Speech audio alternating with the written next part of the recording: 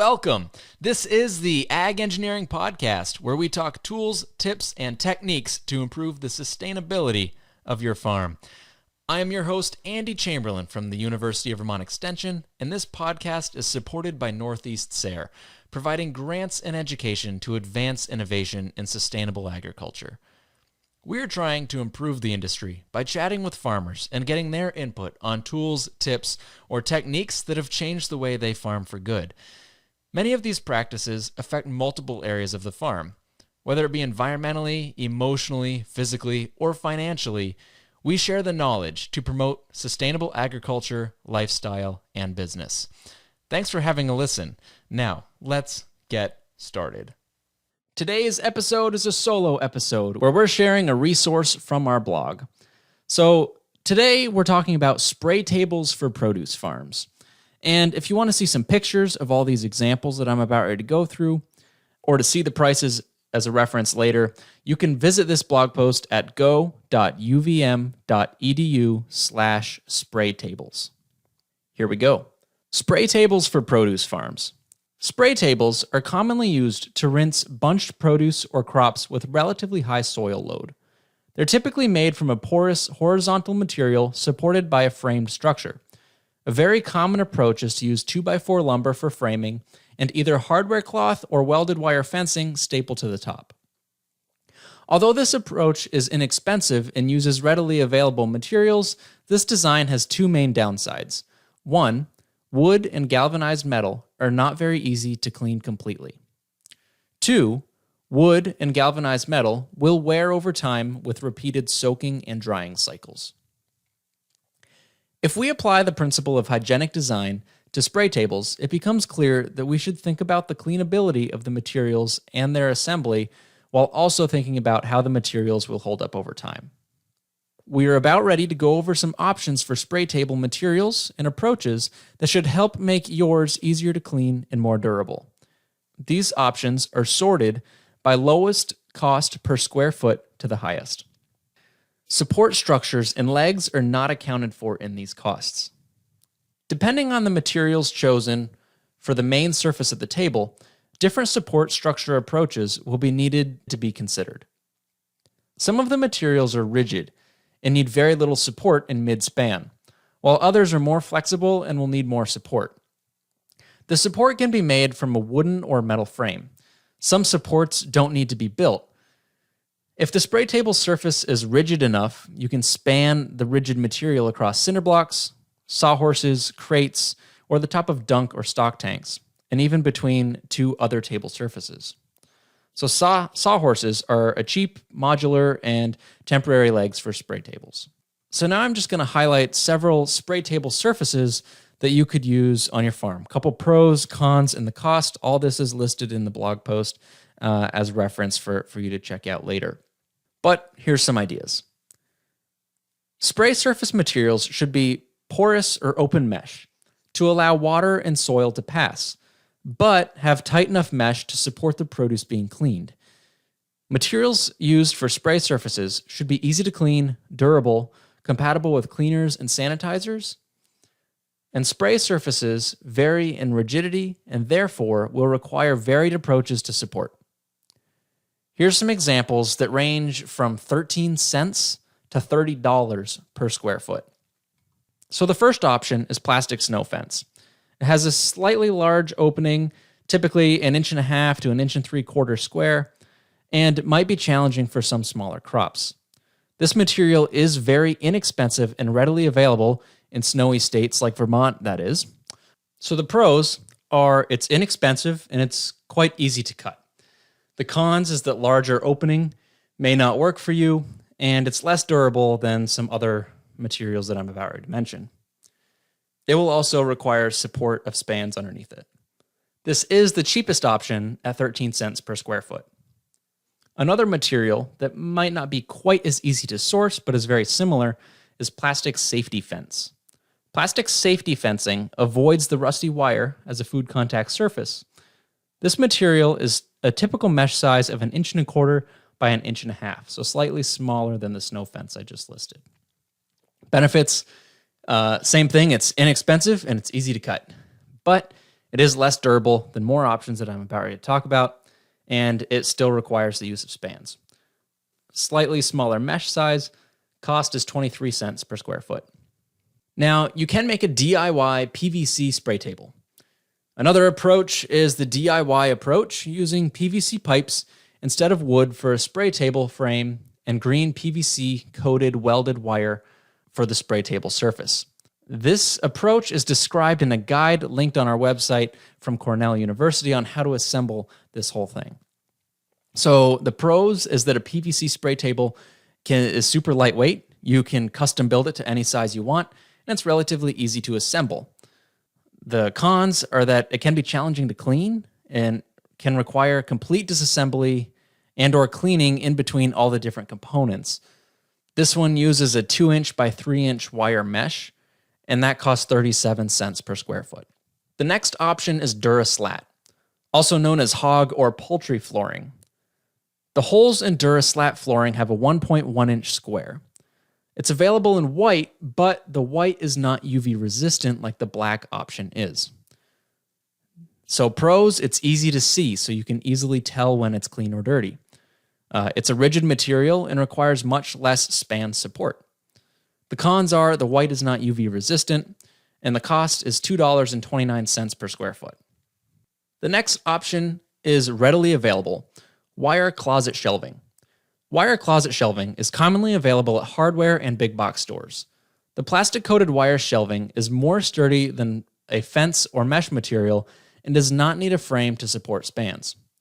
So the pros are it's commonly available and it's a rigid material.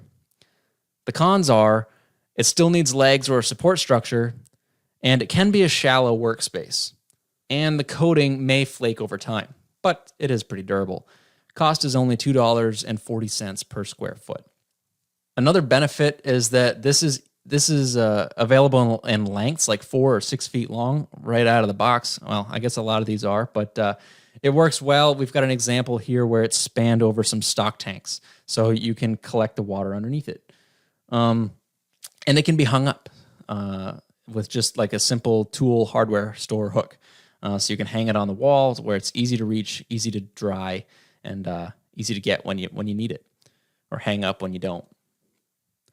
So DuraBench, same brand as the DuraSlat mentioned above, they make a greenhouse benches.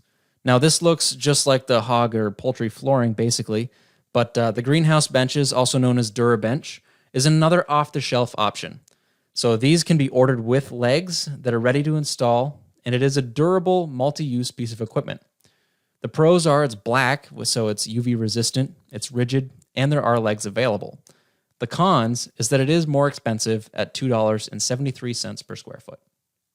Another example is crates or trays. One of the simplest options for a spray table may be something you already have on your farm. Using milk crates, bulb crates, or other vented trays will provide a surface that lets water and soil drain away from the vegetables. Bread trays are often 22 inches by 26 inches or 26 by 29, or flatware silverware trays are 19 3/4 square. These provide a larger, shallow work area, but one option is to place 3 to 4 crates upside down next to each other to create a larger table. Some pros to this option is there's no additional expense if you already have them on the farm. The cons are it can be a smaller work area, but it could be suitable for small volume washing. Cost is about $2.86 per square foot. Similar to the wire closet shelving mentioned earlier is the wire rack shelving. Wire racks are popular among farms and food producers due to their durability, adjustable spacing, and price point. They may be epoxy coated, chrome plated, or in stainless steel. There are several different brands and a wide range of quality. Considering the varied uses on the farm, a higher end shelving unit may be worth the investment. So the chrome option is budget friendly, it's good for multi-use, it's modular and scalable. The cons are coatings may flake over time, then leading to rust. This material is about $2.33 per square foot. Now, stainless steel will not rust or flake. It's multi-use, modular, and scalable. The cons are it's way more expensive than coated options at $11.20 per square foot. Now, one example I have on the farm is that the farmer took a wire rack that was on wheels and removed the middle two shelves. So the top shelf and the bottom shelf they used as a U-boat or a dolly inside to move products and totes around the pack shed. And then they took the middle two shelves and hung them via chains underneath like a porch roof outside. And then they used those as their spray tables.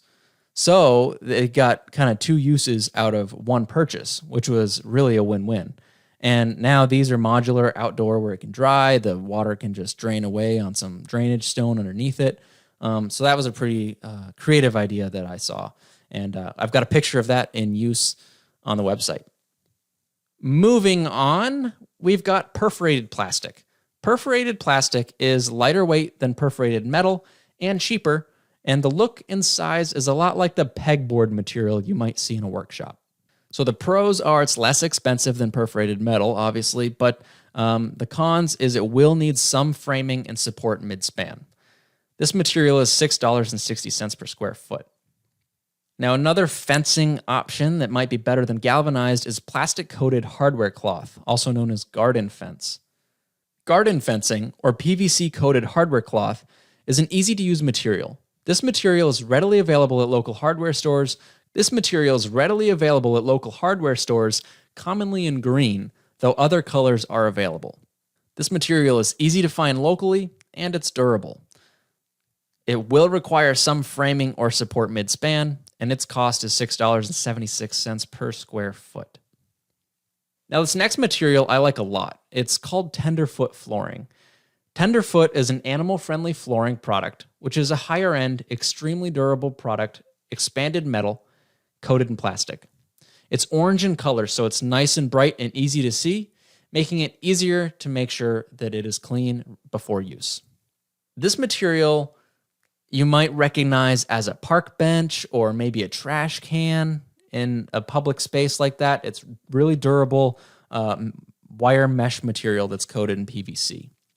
It's bright and easy to see, it's durable, but it is more expensive than other options at $8.61 per square foot. Now, Curtis Stone actually did a video on Wise Earth Farm who was using this material as a spray table, custom setup. So it was on legs, on wheels, and they had a catch basin underneath it, so all the wastewater got funneled and could be removed and contained. So that was really slick, and we link to that video on our website, so you should check that out if you're considering tenderfoot flooring as a spray table surface. Now we're getting to quite the higher-end materials here. Perforated metal is available in different thicknesses and has some advantages over expanded metal options. It's a smooth surface that reduces the risk of damage to products, and this material is slightly more surface area, but it is smooth and easy to clean. So those are some of the pros. It's easily cleanable, extremely durable, self-supporting and does not need support mid-span. But the cons are it is more expensive and it is heavy at $16.38 per square foot. Now, an example of this in a very similar use is on the Wilsey root washer. They use a perforated metal screen to tumble the roots and clean them. Now, a couple other more flexible options here is a perforated belt. Perforated conveyor belting is another material option. This material has holes, typically 3/8 of an inch in size, which will let water and debris drain off easier. It is easy to clean, but it does need support, and it is more expensive at $18.75 per square foot. But it's another option available. Another conveyor belt option is a mesh conveyor belt, also known as a dewatering or drying belt. It's used on large wash or sorting lines, often set up with an air knife or a vacuum system to remove the water. The mesh belt could work for a simple spray table as well. It's got a really tight mesh at 0.09 inches square, so more like a screen. So therefore, it is going to hold some water and some soil, but it will self-drain. The pros are it's a really tight mesh, so it's really good for smaller crops, and it's easy to confirm cleanliness because it's a nice bright blue color. Cons are it may hold some water, it's still going to need some support bracing, and it costs $27.50 per square foot. Now, the last option we mention here is expanded metal screen. Expanded metal screen is available in various materials, including stainless. Sizes and styles can include coated options like the tenderfoot material mentioned previously, and it is going to be durable, and small mesh sizes are available. Expanded metal screen has a lot of open area that allows water and soil to pass through really easily. The edges of this product can be sharp, which can damage produce and hold plant matter or rootlets, making it more difficult to clean. Look for rolled or smooth options. So some highlights of this material is that it's open area. It's available in stainless steel or coated. Cons are it's quite expensive and it can have sharp edges. The cost is $28.91 per square foot. So those are the options for spray tables that we came up with. If you have a spray table that you love that's cleanable and durable and think it should be added to the list, let me know. I'd love to hear it, and maybe we'll add it to our blog post as well. If this helped you make a decision on your farm, let me know. I'd love to know that as well. And if you want to see picture examples of these or links to some locations where you can purchase this stuff, visit the website go.uvm.edu/spray tables or the podcast website agengpodcast.com. So thanks for listening, and I hope you have a great day. Thanks for listening to today's episode. If you learned something today or plan to make a change on your farm, let me know. I'd love to receive any feedback you have. Just click the link in the description to submit the form. It will help the future of this podcast to be a resource that is helpful for you. And while you're at it, I hope you go ahead and subscribe, share this with a friend, or leave a comment. And if you want more information, check out the show notes on our website at agengpodcast.com. That's agengpodcast.com. Thanks for listening, and I hope you have a great day.